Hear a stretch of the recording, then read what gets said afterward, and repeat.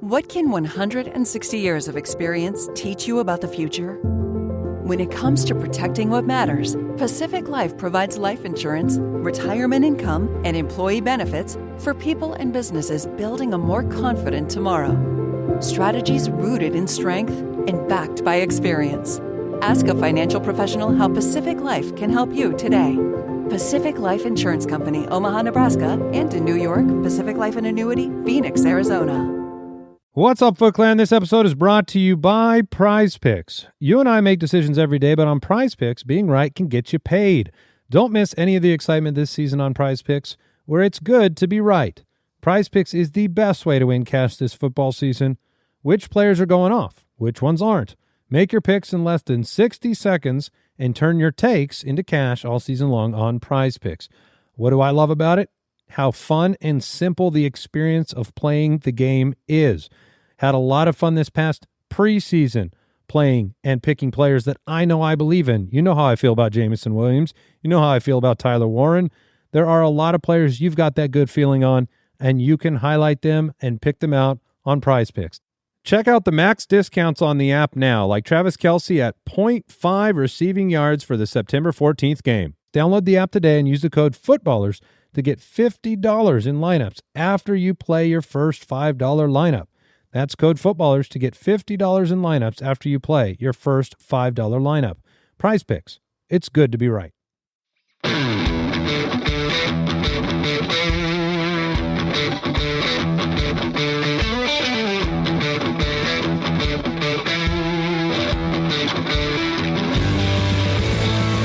Welcome to the Fantasy Footballers DFS and Betting Podcast with your hosts, Kyle Borganoni and Matthew Betz.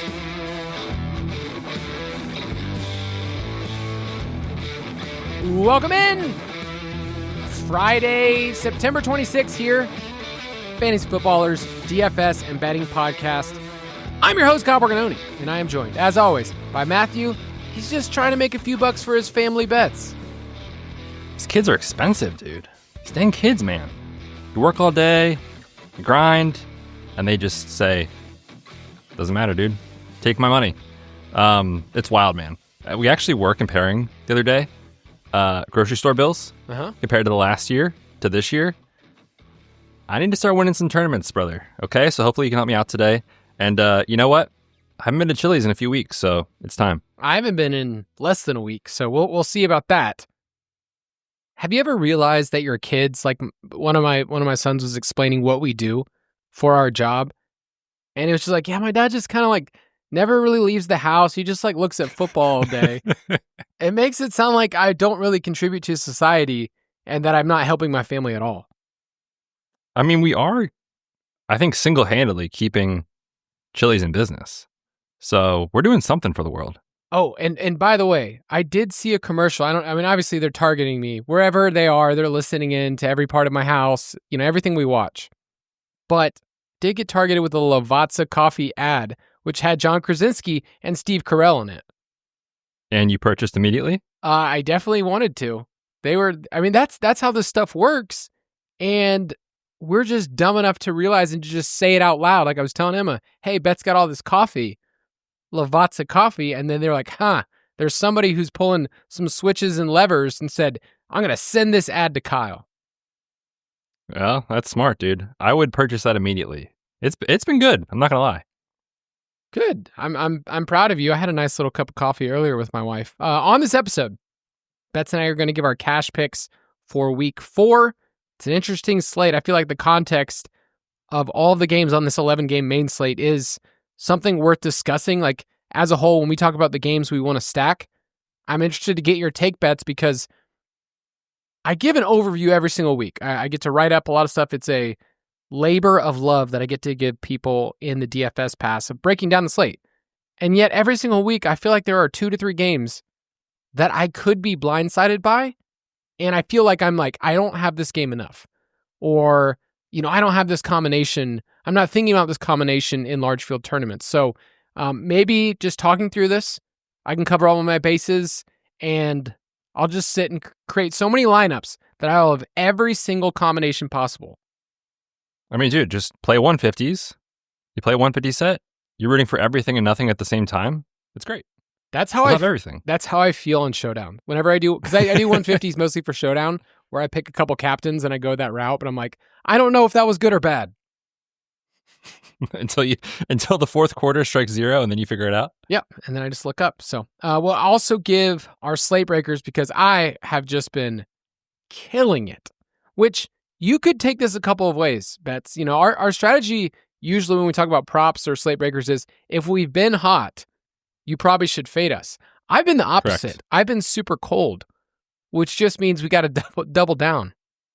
You're due, is what they're saying. I don't know who they are, but that's what the books are saying. Is like you got to double down on Kyle. They're saying, it's like baseball. You're in a slump. Just keep hacking away, Kyle. One of these days, you'll hit one out of the park. You just need reps. It's kind of like the Anthony Richardson method. It's like, we just got to give him some more reps in the pocket, and then like eventually things will change. That's right. If I had the completion percentage, or like if my percentage that I hit in DFS was the same as Anthony Richardson, like 51%, I'd feel great about life. That would be amazing.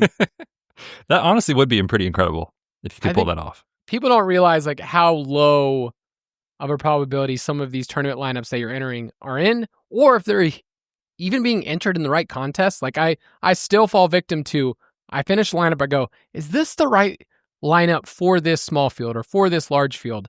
So if you want all of our strategies, everything, I feel like the Discord is the place that it's getting talked about the most. We just added an optimizer channel, and we just added a new article to the website, the top 10 mistakes that people make using the optimizer from our own Chris Cash. So if you're one of those people that you have been tinkering around with the optimizer and you're not really sure like what their settings are, he walks you through step by step. We also have a ton of interaction in that channel, and it's also saved Betz and I's life. Dude, Chris is an animal in the Discord. Answering Discord questions from you guys left and right, specifically about the optimizer, but also DFS strategy and stuff too. So yeah, it's been great. I think the optimizer, if you're not familiar with how to use one, it's really tricky, right? Because I think a lot of people just assume, if I had enough money to play 150 lineups, I just click optimize and I'll print money. That's not how this works. You need to kind of make the optimizer do what you want from a stacking standpoint, from a game stacking standpoint, from a roster construction standpoint, making sure that you have the right combinations of things to spit out what you actually want it to say. So yeah, that in and of itself is a skill. And I don't think a lot of people realize that, but also being able to just understand specifically the tool that you're using, all the settings, all those things. So yeah, it's a really, really helpful article. I just read it before we hopped on today. Definitely check it out if you have any questions about the optimizer. DFSpass.com if you want access to the optimizer, all of our picks, our props, all of those things. You can get them DFSpass.com. Moving on. Straight cash, homie. All right, so we're going to give you a pool of players as of this recording. So there's probably somebody that we totally forgot about. You're listening to this podcast on Friday and you're saying, you guys are idiots. You didn't think to talk about this player. We're sorry, but our best plays article gives you our final say, our final rankings on all of these players at quarterback this week. The 5K range looks really safe with Drake May at 5.5, Geno Smith at home at 5.4. That's an intriguing game we're going to talk about. Patrick Mahomes is another name that I want to bring up. It's funny, like the most talked about quarterback on the planet, especially if you're Chris Collinsworth, like he's gonna, we're going to talk about this dude. In DFS, we don't really discuss him that much on this podcast. We reserve room for guys like Cade Otton or Marcus Mariota. Like those are the dudes that we like bringing up. But Mahomes is 6K. He's at home. And the Ravens, I know they sound intimidating, but they've given up a ton of volume to opposing offenses. So any interest in Mahomes at 6K? It's an intriguing price, especially if you just attach the name to it. It's like, Mahomes at 6K. Like we don't ever get this cheap of a price. I still have major concerns about the offense. And, we were on his under rushing last week, just thinking some regression is coming. But on the whole, totality wise, he is running. So I still think you can kind of factor that in a little bit. The problem for me in this game is that, he'll have Hollywood, obviously. We think Worthy's back, but he's going to play with the harness. He's not 100%. Travis Kelce has done nothing, despite the fact that Rashee Rice and Xavier Worthy have not been on the field. So he's looking, obviously, not in the best shape of his life as far as where he's done in his career. So I have concerns about the overall playmaking volume and upside of what he can be. And on this slate, like truthfully, every dollar matters. It's not like last week where you could do whatever you wanted. You almost like had so much money that you're like, I guess I'll just play the Packers defense. Like, there was so much money to go around from a lineup building standpoint. This week, that is not the case. So my inclination right now is to drop down a little bit further to one of May, Gino, who are basically the same price in good matchups, or let's have the Jackson Dart conversation. Okay. Because he is not as cheap as we had last week with Wentz and Mariota. He is 4,500, still obviously very cheap. Taking on the Chargers, I could see this going any number of directions, if I'm being honest. I think you're seeing a lot of people kind of make the comparison of like, hey, in the preseason, they played a little faster when he was under center. They had more no huddle when he was under center. Brian Daboll has just been waiting for this moment to like unleash the game plan and get some exciting things going on the offense. And I truthfully could see that happening. He had the highest scramble rate of any quarterback in this class. He will run. But this Chargers defense is very good. They're top 10 in first downs allowed per game, points per play, yards per play, all those things. So I don't think it's a slam dunk like Mariota was last week. However, I do think he is in consideration. So for me, those are my top three in May, Gino, and Dart. As of this recording, what are your thoughts on the punt play with Jackson Dart? The game has come down. It opened at 44.5. It's now at 43.5. They are 6-point home dogs. And the Chargers defense, 8th in yards per game allowed, 2nd in yards per pass attempt allowed. So the question is, what does Jackson Dart have to do at 4,500 for us to be happy? We said 12 points for Mariota. You need to get closer to like 14 to 15 in his first ever NFL start. So the rushing could be there. Man, it's so hard. I mean, we need to wait on some practice reports. I know Neighbors and Theo Johnson weren't practicing on Wednesday. I just don't know if you have to go there this slate. You don't have to. Certainly not. It's an option, but like last week, I felt like if you didn't play Mariota, yes, I agree. It was kind of a mistake.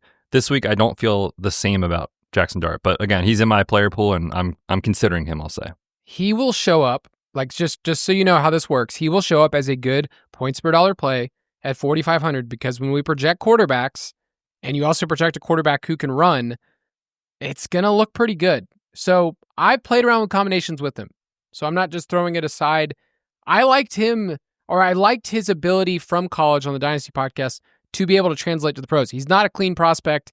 There's a lot of throwing stuff at Ole Miss that's not great. But for DFS purposes, play around with lineups with Dart, May, and then even Mahomes. Those are kind of like our guys in Gino. Those are our top dudes. They are on FanDuel. Drake May at 7.1. Brock Purdy, if we get the go-ahead, is kind of mispriced at home at 6.6, so he's a good tag as well. I'm going to wait on Dart, but I think another interesting about Dart is that a lot of people want to play Cam Scadaboo. No chance I'm playing those two together in cash. No way. And Scadaboo is actually going to show up, I think, lower than what people want him to be. Like, he's a fun story. We talked about him this whole week on the Dynasty podcast, but I don't, like right now, he's not in my top 5 running backs for this slate. Yeah, it's the running back discussion is tricky because it's like the same guys every week, right? Like the workloads that Christian McCaffrey and Jonathan Taylor are seeing are just unreal. Those guys, truthfully, aren't in the cleanest matchups per se, but it doesn't matter when you're getting the ball that much and you're that talented in cash games. Like you just trust the volume. So if you choose to play somebody like Cam Scadaboo, who, don't get me wrong, I think that's most slates would be fine. Just understand you are sacrificing being able to play one of those running backs, which is a key thing on this slate that a lot of teams are going to show up with at least one of those two. Some teams are going to show up with both of those studs. And so there's a chance you could get potentially buried in that situation. So I don't think it's the worst thing in the world. I'm just not super excited about it. If you want to drop down below 6K, for me, I prefer Amari and Hampton at 5,900 in the same game. They're favored.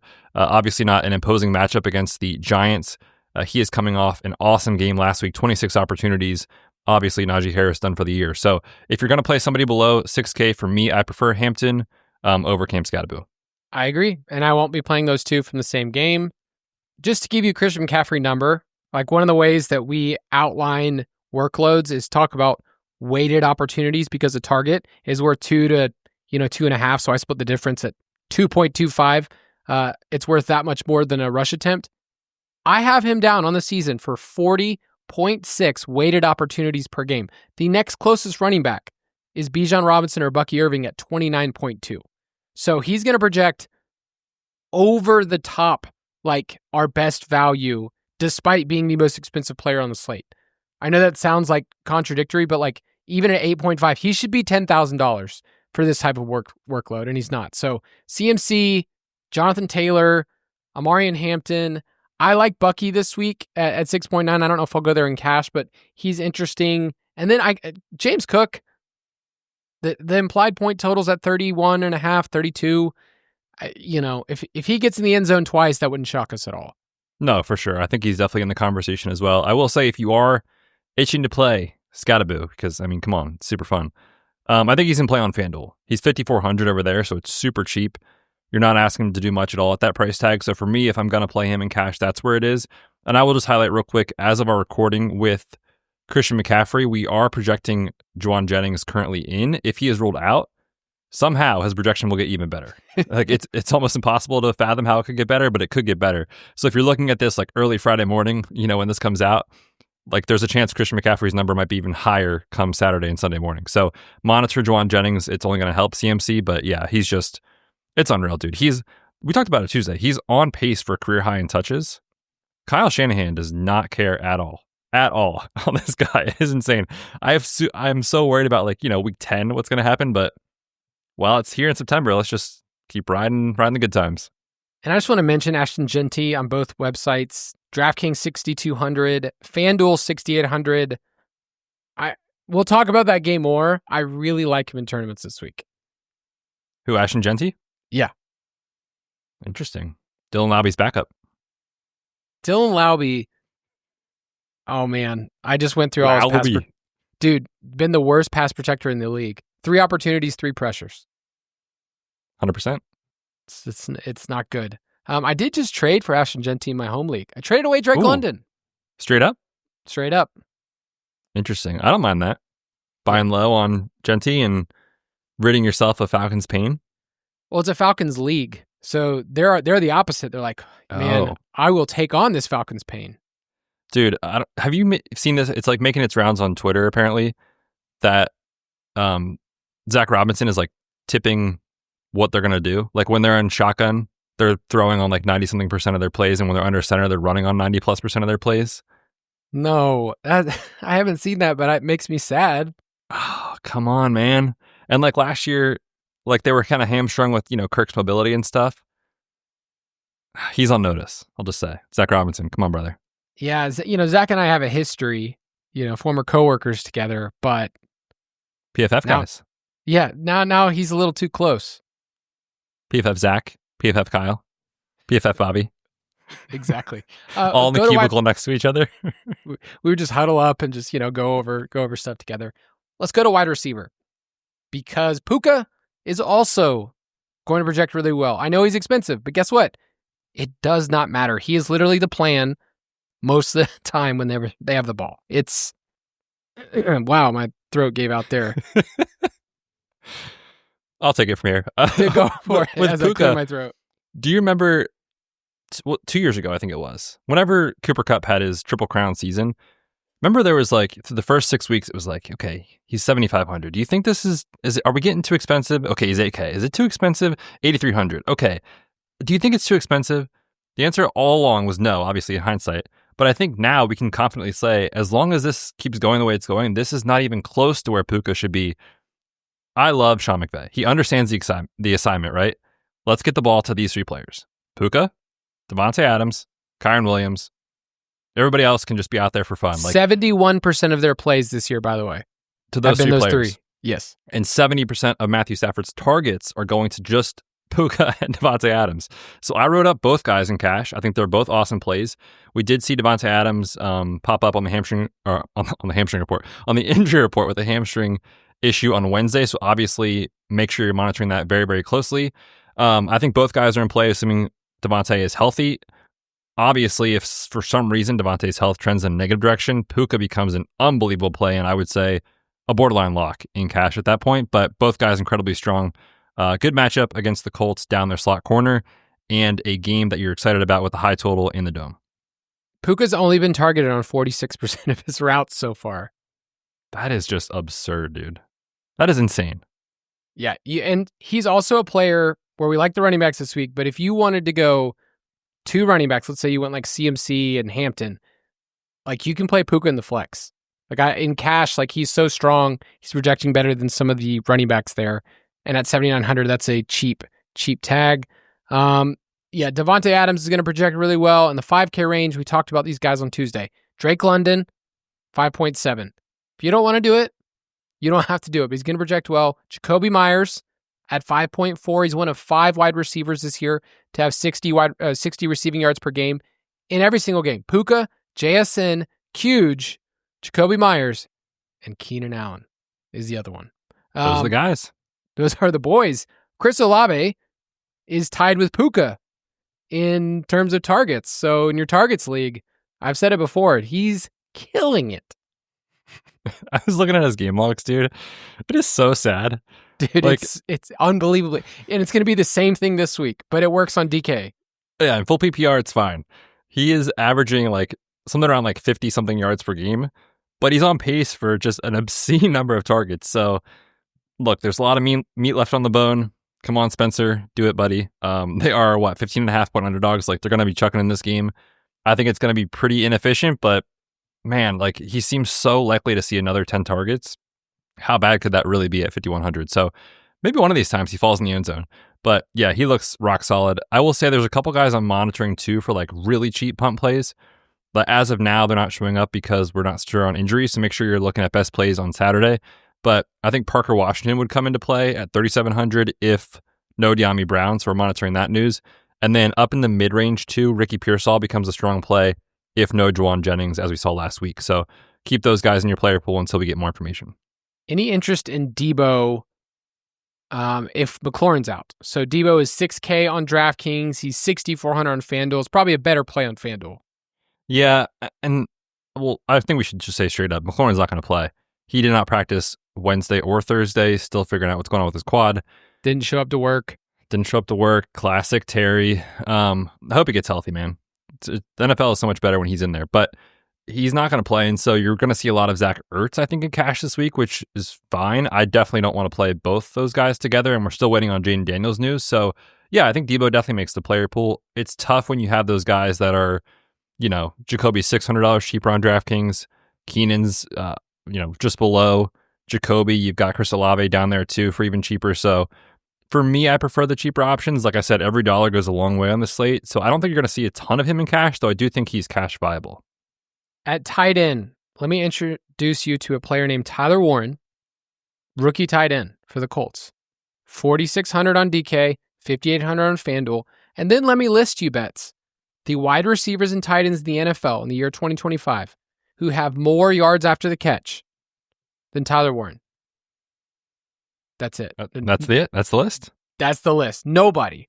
This dude is an absolute dog. We know that for sure. And at 4,600, he's going to project incredibly well. Game environment's there. It's so crazy, man. Last week, they didn't really need him, right? Because Jonathan Taylor just went crazy and they were in a huge lead.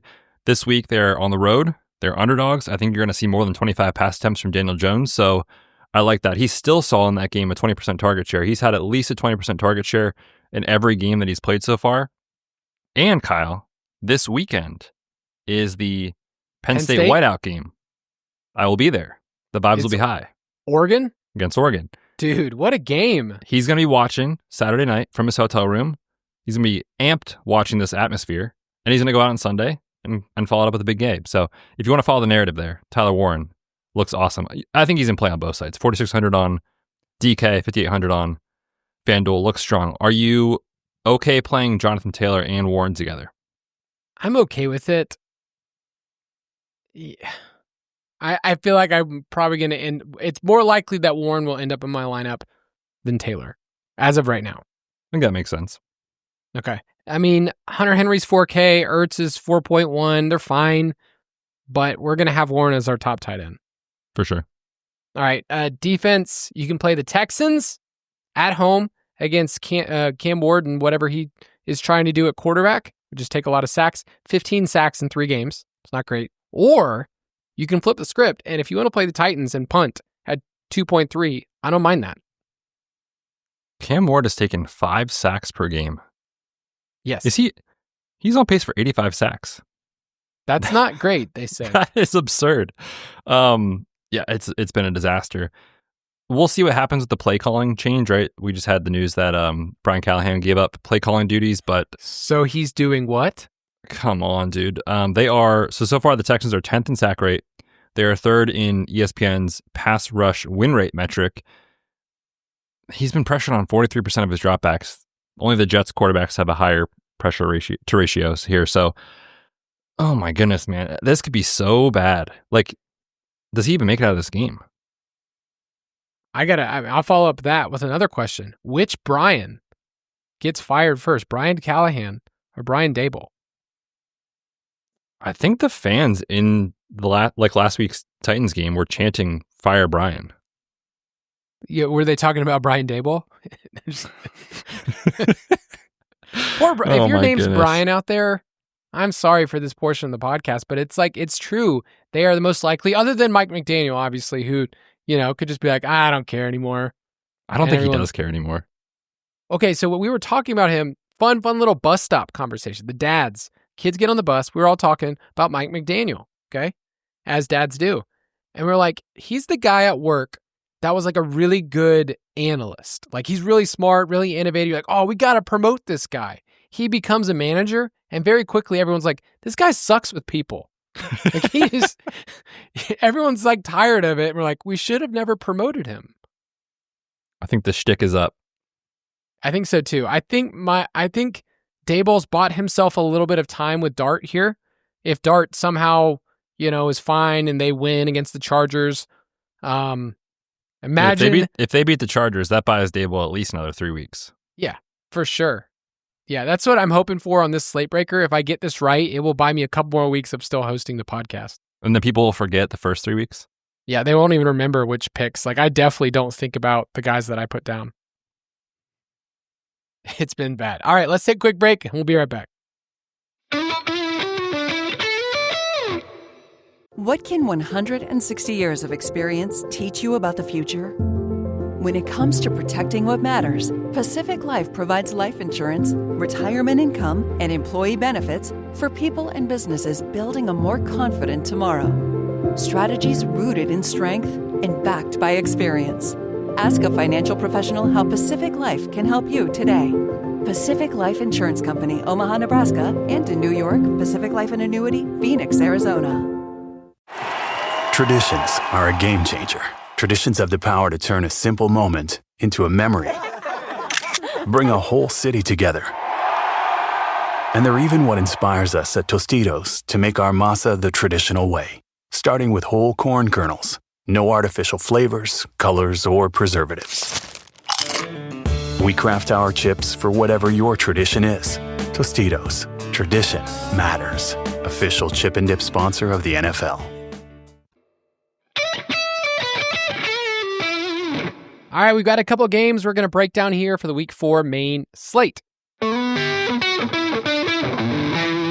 Stack Attack. First game is the undefeated Indianapolis Colts at the Los Angeles Rams. The over-under is at 49.5. It's the highest of the week, and the Rams are favored by 3.5. We all have a special soft spot in our heart right now for the Colts. It's like, oh, this is a nice little story here. Way to go, Daniel Jones. Emma and I were rewatching Parks and Rec, and I forget how close the Colts are tied to that show. Like, Andy Dwyer, he's suing the city. He's like, I want to play middle linebacker for the Colts. That's my terms. It's just good stuff, man. It is. It's really good. You mentioned it's a good story. Are you telling us that it's going to end here in Los Angeles? The line's great, by the way. 3.5 is just it's a perfect spot. McVay knows what he's doing. Last week they had the game plan in the first half. What's the old saying? They had us in the first half. They had us in the first half. I'm not gonna lie. I mean, what a quote. Anyway, I think this is a great matchup on a couple different levels. Let's start with the Colts side because Jones is still stupid cheap on DK.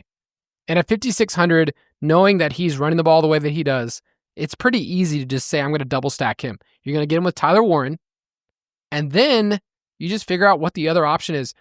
We likely will have no Alec Pierce because he's in concussion protocol, and yet this matchup actually works best for him because the Rams play single high safety a ton, and this year Alec Pierce is like top 10 in the NFL in receiving yards, single high.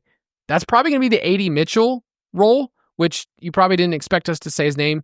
He's a dart throw I'm going to throw out there, but I think a Danny Dimes double stack is very much in play here, and then you pick either Kyren or Puka on the other side. Makes a lot of sense, yeah, especially if you're just thinking about leverage on chalky Jonathan Taylor. I think Michael Pittman is very much in play this week. I also really like Josh Downs, which you need to like pick and choose your spots with Downs because it needs to be in game scripts where they're forced to throw more, right? If they're controlling the game and they're not out there in a lot of 3 wide receiver sets, you're not going to see a lot of Josh Downs. But they are traveling on the road, the 3.5 point dogs.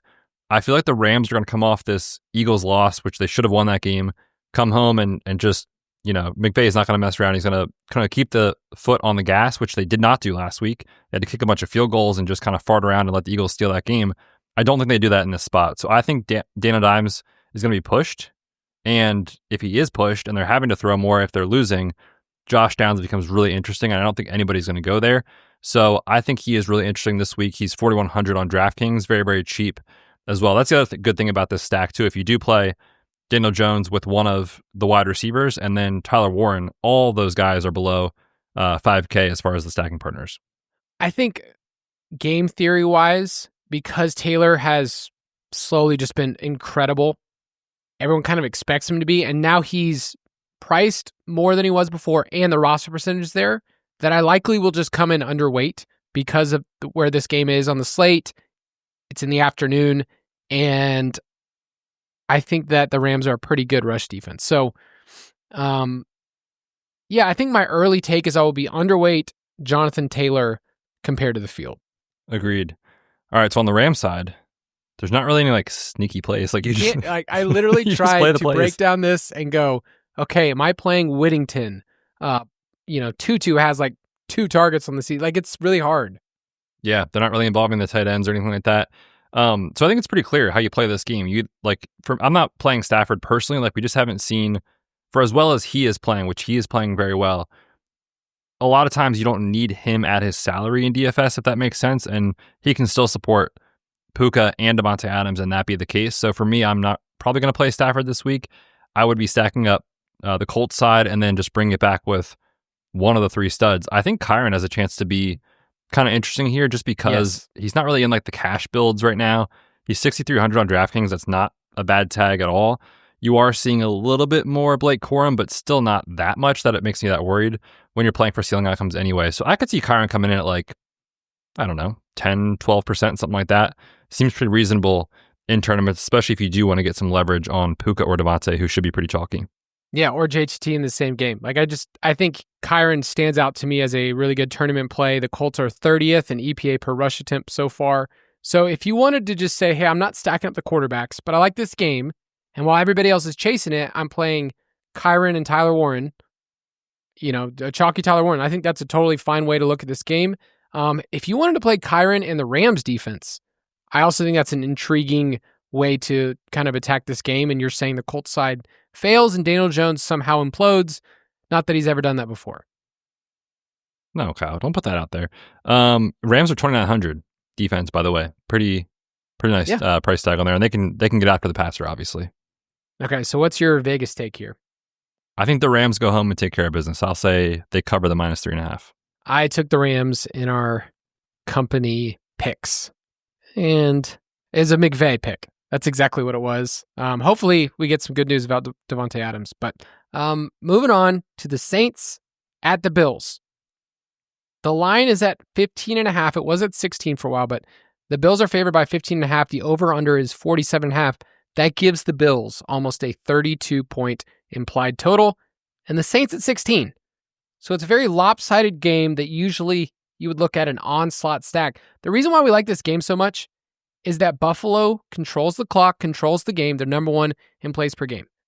And then the Saints and Kellen Moore are just an awesome, awesome team to target because they're number 1 in pace and they're 3rd in total plays per game. So you get the volume, and you look at the pass catchers, and you go, Olave, Juwan Johnson, Rashid Shaheed's still seeing 7 targets a game.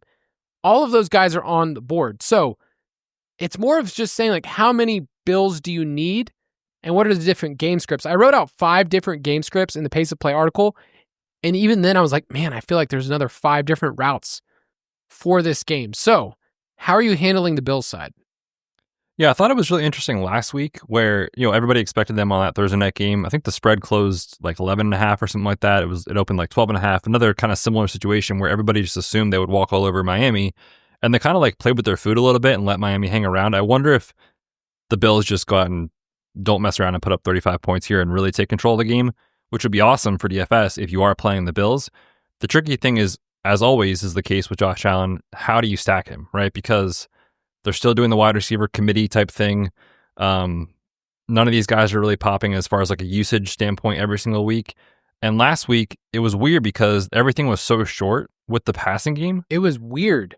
Yeah, through the first couple of games, Miami was getting destroyed deep down the field. And it's like, on paper, it should have been a game where Josh Allen could just chuck and open it up, but that's not really what Buffalo wants to do. I bring that up because New Orleans is 30th in EPA per play on passes that travel 15 plus yards down the field. So if they do open it up and they let Josh Allen cook, that sounds a lot to me like a potential Keon Coleman game. The problem is you're never really going to get a ton of pass volume. So like on DraftKings where you're banking on a big play or two here or there, like the full PPR, you're not getting that reward. So I think Coleman to me is really interesting over on FanDuel, where you're just looking at touchdown upside and big play type of situations. 5,700 over there is a really nice price tag for kind of how he scores and how you're projecting his usage to potentially be. So I like Keon Coleman as a tournament play on FanDuel. I just imagine Keon Coleman like showing up at school with like a DK shirt on. And everyone's like, oh, that's fine. And then he walks in the door with a FanDuel shirt. Like, oh, okay. All right, Keon. No, I wrote him up too as, I just think he's a great play at his price point. It's been quiet the last 2 weeks. They haven't needed him. And the Saints play zone coverage 87% of the time. That is the second highest in the NFL. I think Kincaid is a safe play. 4,500 on DK is totally fine, but would you be double stacking Josh Allen with Coleman and Kincaid? Probably not. I think the tricky thing about these stacks, right, is like it's such a thin needle to thread where it's like exactly you have to get the game script right and you have to get the pass catchers right. And we have concerns obviously about the game script because of the spread and the rotation situation here. So I think for me, it's a skinny one stacking partner, and you just hope, Allen steals a couple goal line touchdowns or something like that if you're going to play him. That's how I'm approaching it personally. So for me, I think it's a single stack week. You're trying to get less things right. Or you just play him with, like, you could play a pass catcher and James Cook and just say Buffalo puts up, 40 and they roll. You get all the touchdowns that way. That makes a lot of sense too. And then find a bring back on the Saints side. You could. I don't even think you have to. Quite frankly. But I want to. I know. I kind of like last week. Remember we had the Packers and Browns. Yeah, thank you. Where it was like, I don't know, man, their team total is like 15. Like, do you really need them on FanDuel where touchdowns matter? And the same thing matters here where it's like, how many touchdowns is the team going to score?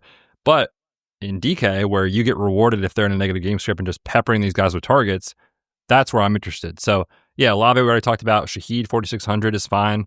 And then Juwan Johnson entering week 4 is second among all tight ends in targets and catches. That makes a lot of sense too. So yeah, any of those cheap Saints guys, I'm in on DraftKings. Kamara's tough, man. It's sad to see it, but you kind of knew that things would shift in a Kellen Moore offense. He's seeing a career low 9% target share.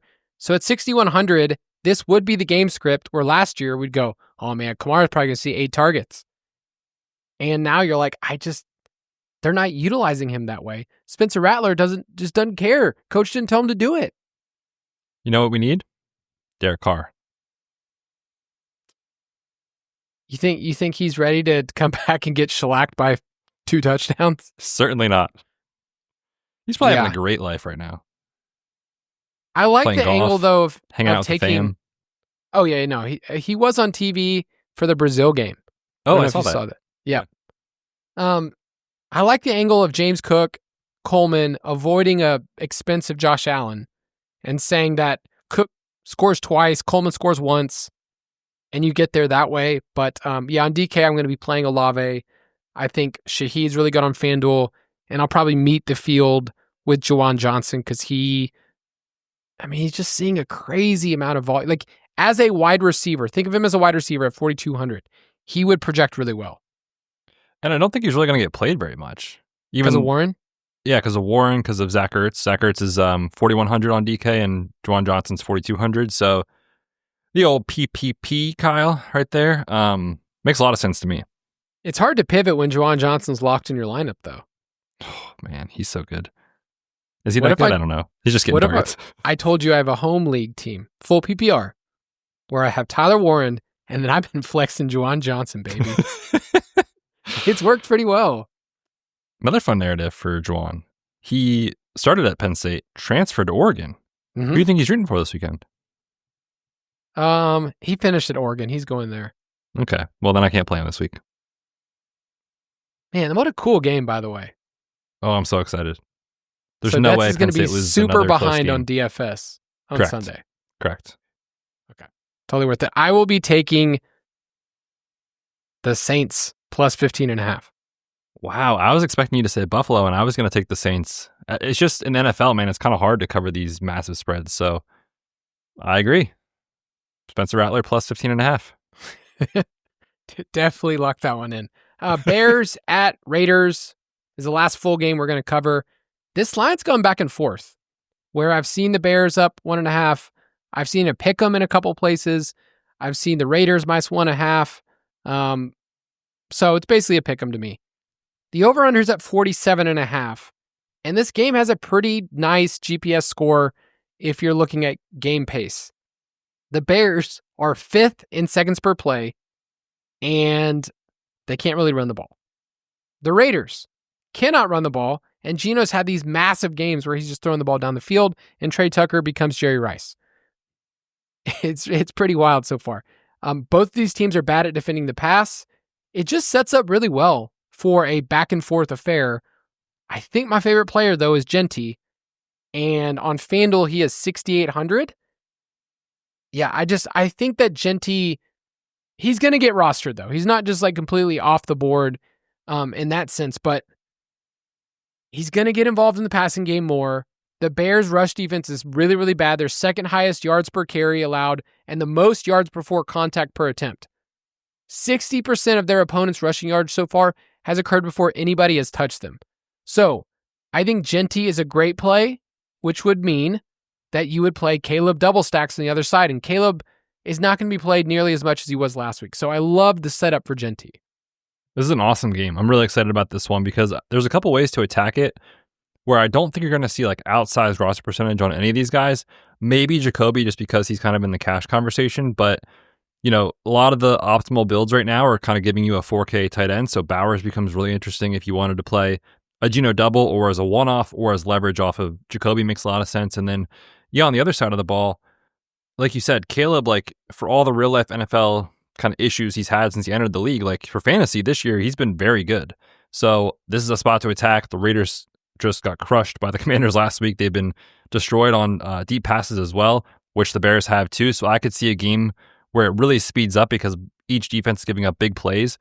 And specifically for Geno, I'm so excited about him because he's so pressure sensitive. Like when he's under pressure, I mean, it's not that he's bad, but like compared to when he's in a clean pocket, he's just unbelievable. And this Bears defense cannot rush the passer to save their life. So I think you could see a really nice spot here for Geno where he is just highly efficient, a ton of big plays and all those things. So yeah, I really like this game quite a bit. And I think there's a lot of ways to attack it. So I'm definitely in on this game. And then on Chicago's side too, I think Rome, for how good he's been, I don't know how much he's going to get played on this slate. So I'm really excited about this slate. Which is so different than last week, right? Where like Rome was the play, but he's $1,000 more expensive, and yet I'm seeing under 10%. I'd be surprised. I mean, maybe it's that low, but if it is that low, sign me up. Yeah, anywhere around 10, I'm in.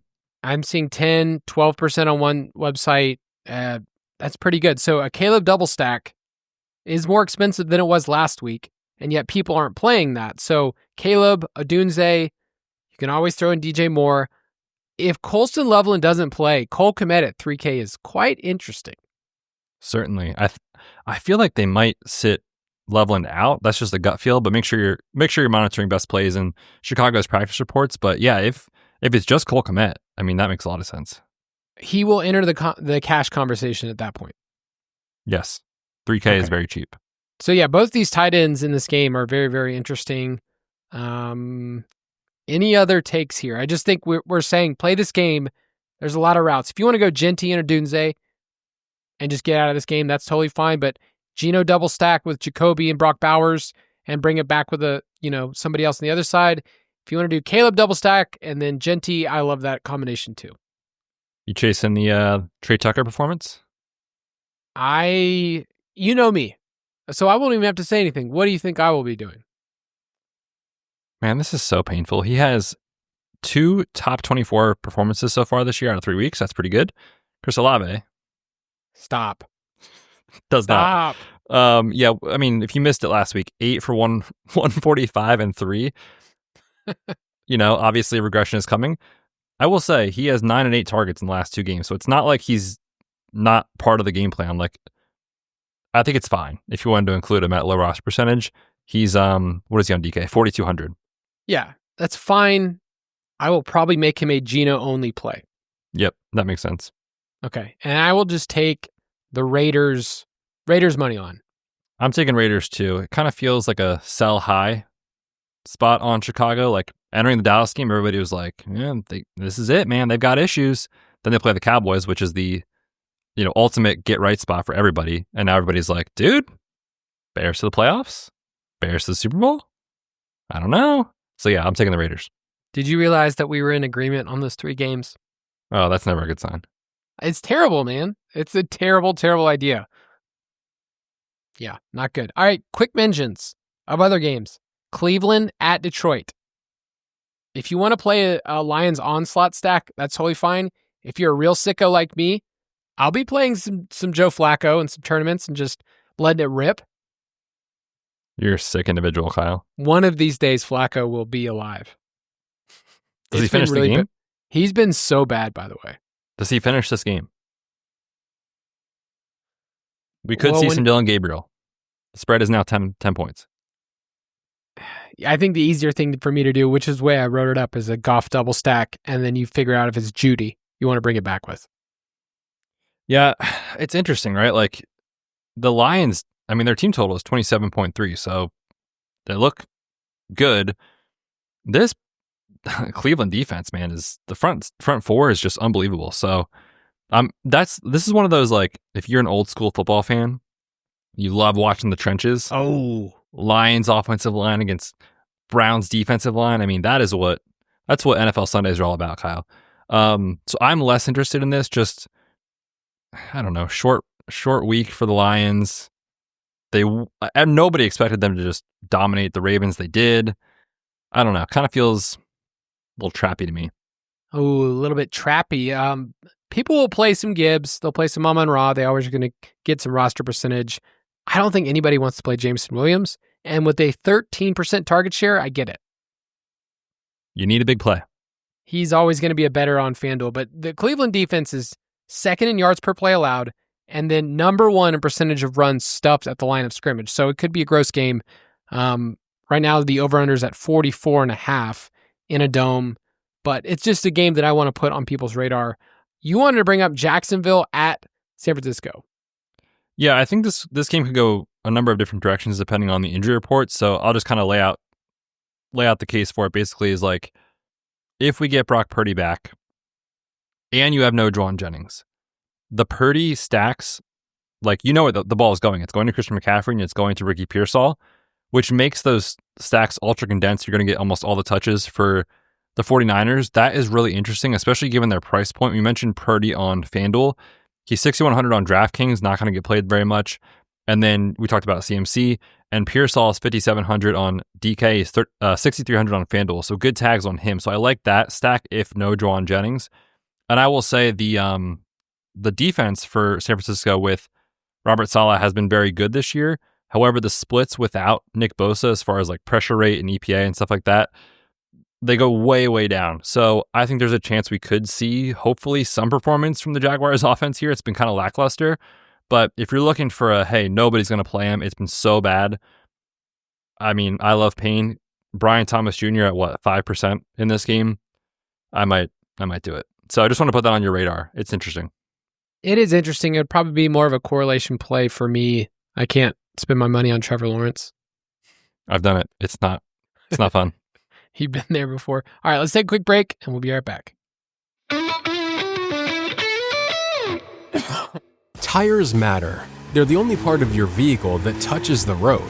Tread confidently with new tires from Tire Rack. Whether you're looking for expert recommendations or know exactly what you want, Tire Rack makes it easy. Fast, free shipping, free road hazard protection, and convenient installation options. Go to TireRack.com to see tire test results, tire ratings, and consumer reviews, and be sure to check out all the special offers. TireRack.com, the way tire buying should be.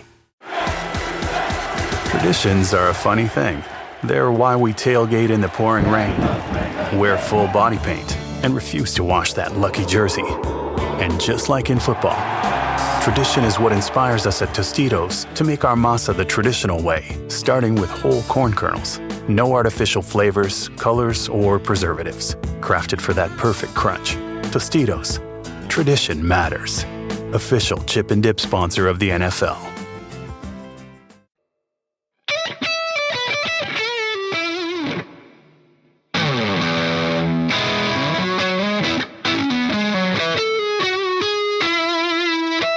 Slate Breaker of the Week. It's a great thing that the history books will not remember last week's Slate Breaker segment.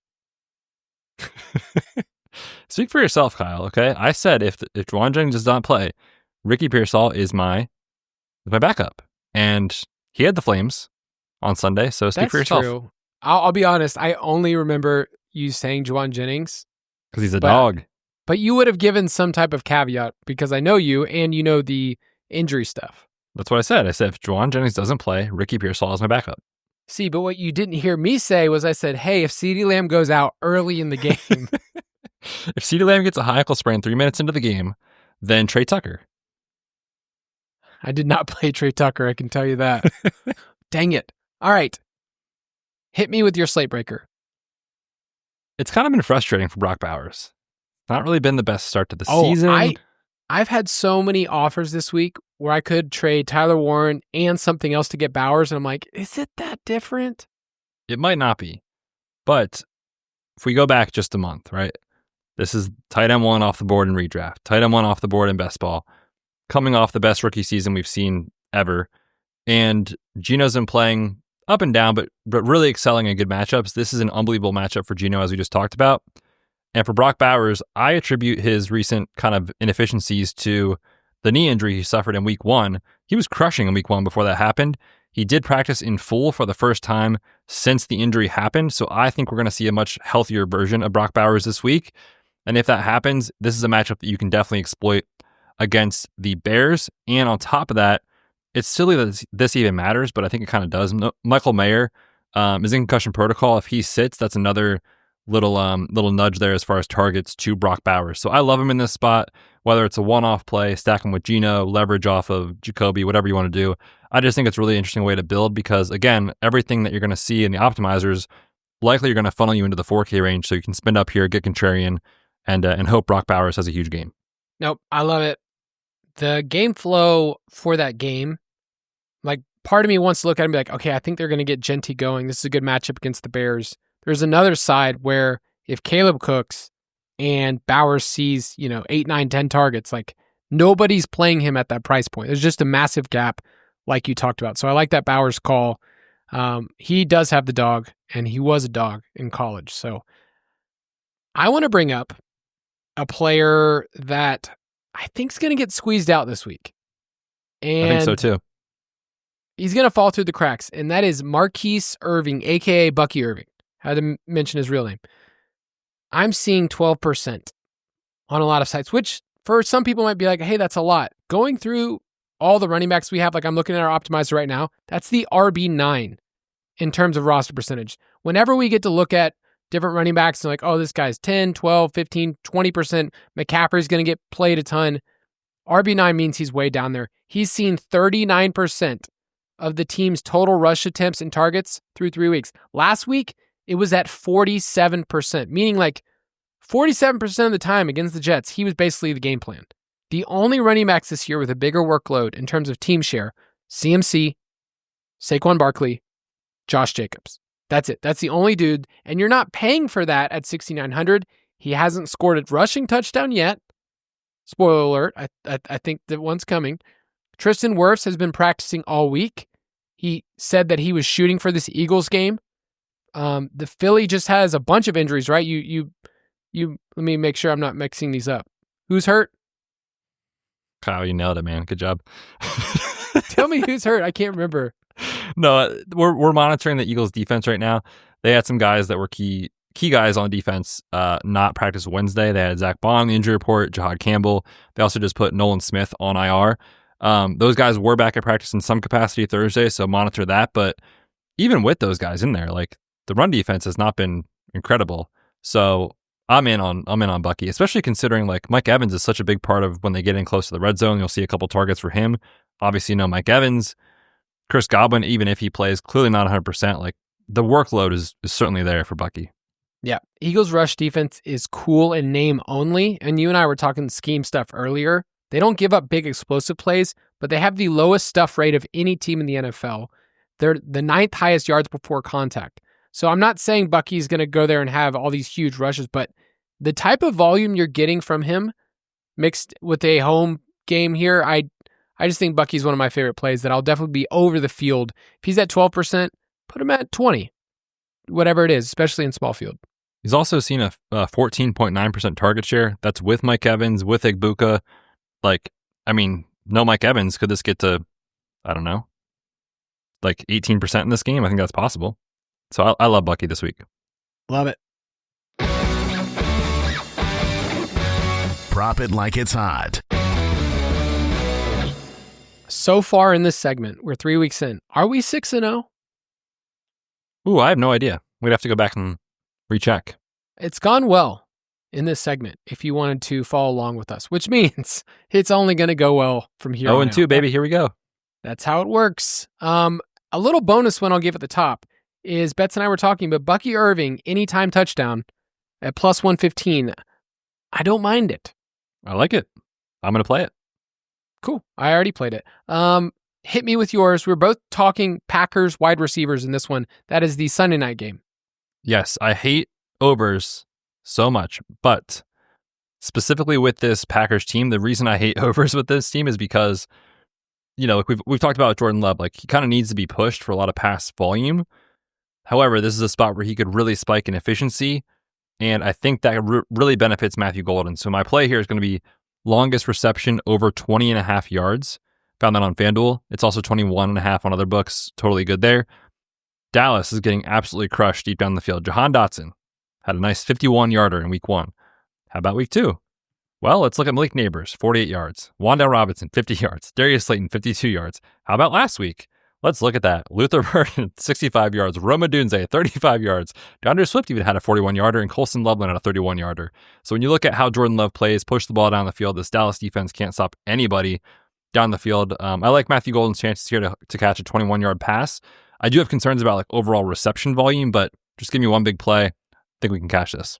Yep. You and I were searching for one. I think this is the best one to play for him, where he easily could have had a really long touchdown last week, just kind of angled out of bounds, and he's been targeted down the field. I mean, Jordan Love through the first 2 weeks, highest ADOT in the league, and then I have no idea why they changed their game plan last week against the Browns, because he had one of the lowest ADOTs in the league. He attempted one pass over 10-plus air yards. Maybe it was because Myles Garrett was just in the backfield the whole time. Maybe, but it was a weird like shift in here's how they utilized everybody the first 2 weeks. I know Kraft was hurt and didn't have the same snap share as before, but I will also be taking a Packers wide receiver. I will be taking an under, because that's what we do, Matthew, with our props. And it's Dontavian Wicks. I want you to tell me which one you like better. Under 3.5 receptions or under 40.5 receiving yards. He's third in route percentage behind Dobbs and Golden, fourth if you include Tucker Kraft. And last week, like I said, Kraft kind of had to slowly be worked in. They changed their game plan, but he is one of those like boom bust wide receivers wide receiver 3, wide receiver 4 types that I love taking the unders, and 3.5 receptions is a lot for him. I don't think we're going to see a ton of volume from Love in the pass game, just given the spread and like a really rough outing kind of from the offense against a good Browns defense. I think they're going to be highly efficient here, but I think you see a ton of Josh Jacobs. So I would prefer the receptions under because I think he could rip off a big play too, just given how bad this secondary is. So I think under 3.5 makes a lot of sense. All right, so Matthew Golden, longest catch over 20.5 yards. Dontavian Wicks under 3.5 receptions, and then a little wink at Bucky Irving at plus with 115 for an anytime touchdown. All right, before we close out this segment, we are still alive. We are still doing our thing. Well, if you take a look at this, I tented my pants. Betz and I have been tenting our pants as survivor men for a couple of weeks. I hope my wife in the other room heard me say that sentence. Oh, we're going to cancel for that one, Kyle. There are a couple of options here. So just to recap, we start off by taking the Cardinals in week 1, which was what a ride. That was a ride. Then we took the Lions to take care of business against Caleb Williams. They crushed. And then last week, I mean, the closest of closest wins, the Niners somehow eked out a win. So those are the teams we've already used. Week 4, what do we like, Betz? Yeah, we are looking at, I think, New England as our preferred play against the Panthers. It's not the safest play. Obviously, the Bills, if you want to just lock in a win, makes a lot of sense, but we're going to save them. I think the Packers are a good play if you didn't use them last week against the Cowboys, but we're going to try to save those two of the best teams in the league. I think against Carolina, it's a really nice spot to just sell what you saw last week with Carolina. I don't think they're that good against the Falcons team that didn't show up. Now they go on the road against the Patriots. We're hoping to really make sure Christian Gonzalez is back before we lock this one in. So right now it's kind of our top play, but just like last week, we'll let you guys know in Discord. The other plays that I think make a lot of sense, Houston against Cam Ward and the Titans. And then if you really wanted to wait and play something on Monday night, I think the Broncos at home make some sense against Jake Browning and the Bengals. It's also a really fun thing to root for really popular plays. So like last week, we saw the Packers. We were like, oh my gosh, this is great. Or even the Falcons. People were taking the Falcons to just blow out the Panthers. So we like thinking about those teams now in the contest that we're in on DraftKings, that the Packers are a low-rostered team in the sense that other people use them. Right. They were heavily used last week. So now we have them kind of in our back pocket as like an advantage, hopefully throughout the season, assuming we advance, to be able to use them as a low-rostered team later on. So that's at least that's the story we're telling, Kyle. We'll see if it works. Yeah. Fast forward to next week, and we're like, hey, remember when we said we had these teams in their back pocket? We lost. So now we are completely dead, and it doesn't matter. The other thing, too, about the Patriots, right? We were talking about this before we started recording. It's like, man, 5 turnovers, and they still almost won that game. Like, They're not going to turn the ball over 5 times. Famous last words. So kind of selling high on the Panthers, buying low, so to speak, here on the Patriots. You don't think 5 sacks, 3 fumbles, and a goal line INT is repeatable? Let's hope not. Gosh, man. It was so frustrating. I had Drake May in a lot of places. I even had a Drake May Hunter Henry stack, which did really, really well in a small field. And yet the whole field went bonkers, right? Last week. Yeah. I think that was my team that put up like 180, 190. And it was like, oh, cool. I had Hunter Henry. Didn't matter. Sweet min cash. Yeah, for sure. It was a great feeling. That's going to do it for us. If you want to play with us, go to ballersdfs.com. Play in our DraftKings League, Fantasy Footballers DFS, Borg plus Betz. Also, make sure you check out our best plays that are there on Saturday and talk to us in the Discord. Betz, tell everyone goodbye. Yes, hope everybody has an unbelievable weekend. We got Ryder Cup, unbelievable college football slate, and then NFL on Sunday with a morning game overseas. Should be a great weekend of sports. Enjoy. Good luck in DFS. We'll catch you guys on Tuesday. See you then.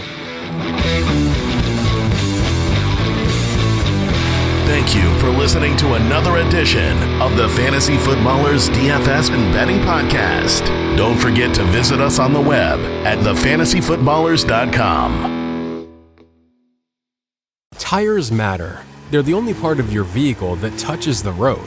Tread confidently with new tires from Tire Rack. Whether you're looking for expert recommendations or know exactly what you want, Tire Rack makes it easy. Fast, free shipping, free road hazard protection, and convenient installation options. Go to TireRack.com to see tire test results, tire ratings, and consumer reviews, and be sure to check out all the special offers. TireRack.com, the way tire buying should be.